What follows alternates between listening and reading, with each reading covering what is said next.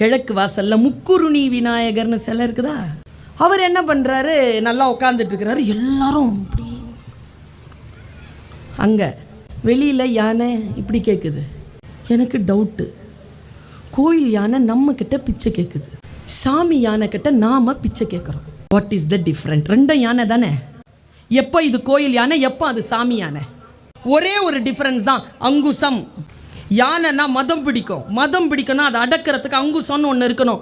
அந்த யானைக்கு மதம் பிடிக்கிற அந்த பலவீனத்தை அடக்கக்கூடிய அங்குசத்தை கோவில் யானை தன் பாகன் கையில் கொடுத்திருக்கிறது. விநாயக யானையை ரொம்ப நல்லா டைட் க்ளோஸ்அப்பில் பாருங்க, அவர் தான் கையிலே வச்சிருப்பார். அதை எவன் ஒருவன் தன் பலவீனத்தை அடக்கக்கூடிய ஆயுதத்தை அடுத்தவர்கள் கையில் கொடுக்கிறானோ அவன் பிச்சை எடுப்பான். எவன் ஒருவன் தன் பலவீனத்தை அடக்கக்கூடிய ஆயுதத்தை தன் கையிலேயே கொண்டிருப்பான் அவன் அடுத்தவர்களுக்கு பிச்சை போடுவான் என்று விநாயக சாமி நமக்கு சொல்லுது.